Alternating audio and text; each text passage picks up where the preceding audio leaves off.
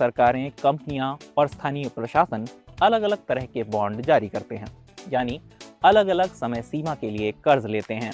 भारत में treasury bills यानी T bills तो 1 साल से भी कम समय के होते हैं, मतलब 14 दिन, 3 महीने, 6 महीने या 1 साल के लिए सरकार कर्ज लेती है और समय सीमा पूरी होते ही ऊपर से कुछ पैसा जोड़कर कर्ज देने वालों को भुगतान कर देती है। मसलन आपने 3 महीने के लिए 100 रुपए की फेस वैल्यू वाला एक ट्रेजरी बिल 98 रुपए में खरीदा, तो मैच्योरिटी यानी 3 महीने पूरे होने पर सरकार आपको 100 रुपए दे देगी, तो आपका मुनाफा हुआ 2 रुपए का, लेकिन आपको बीच में कोई पैसा नहीं मिला। वहीं अगर आपने सरकार के लिए रिजर्व बैंक ऑफ इंडिया की ओर से जारी किया गया बॉन्ड, जिसे गवर्नमेंट सिक्योरिटी यानी जीसेक कहते हैं, खरीदा है, तो आपको हर 6 महीने पर कूपन पेमेंट भी मिलती है, यानी हर 6 महीने पर ब्याज का भुगतान किया जाता है। जीसेक 5 साल से लेकर 40 साल तक के होते हैं। तो जब इन बॉन्ड्स की मैच्योरिटी हो जाती है, तब सरकार आपको बॉन्ड की पूरी रकम यानी मूलधन भी वापस दे देती है और मैच्योरिटी होने तक आपको सूद का पैसा मिलता रहता है। इसी तरह भारत में राज्य सरकारें भी अपने खर्चों के लिए बॉन्ड्स जारी करती हैं। इन्हें SDL कहते हैं।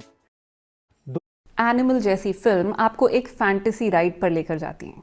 आप जानते हैं कि ऐसा अजीबोगरीब ट्रैक्टर नुमा मेड इन इंडिया हथियार रियलिटी नहीं है, इसलिए 2 ही रिएक्शंस पॉसिबल हैं। या तो आप कहेंगे कि यार क्या बकवास है, या फिर कहेंगे वाह क्या कमाल कर डाला, हाउ इमेजिनेटिव। और इसमें सबसे डिस्टर्बिंग काम करता है फिल्म का म्यूजिक।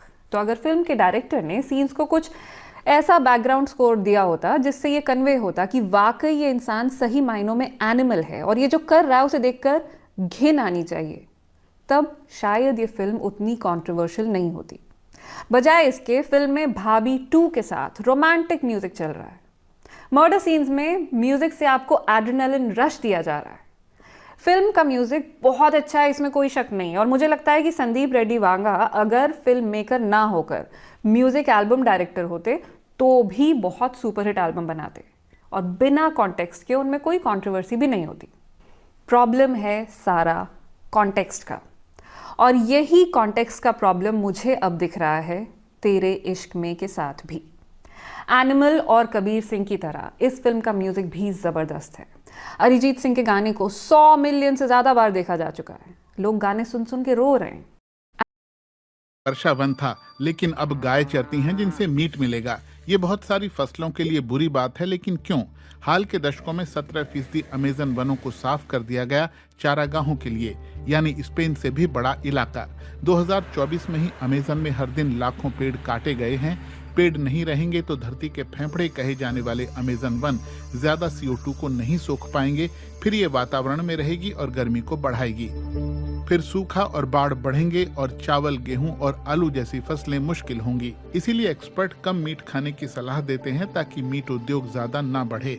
कभी कभी एक गाय 2 फुटबॉल मैदानों जितने घास के मैदानों को चर लेती है, यानी इंसानों के बीफ खाने की वजह से पर्यावरण बड़ी कीमत चुका रहा है।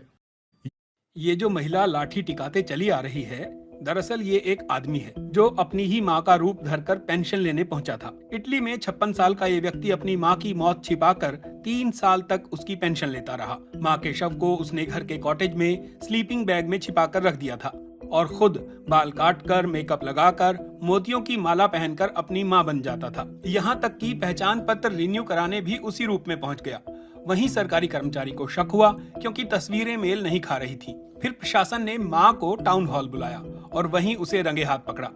जांच में पता चला कि मां की मौत कुदरती कारणों से हुई थी, लेकिन बेटे ने शव छिपाया और हजारों यूरो की पेंशन लेता रहा।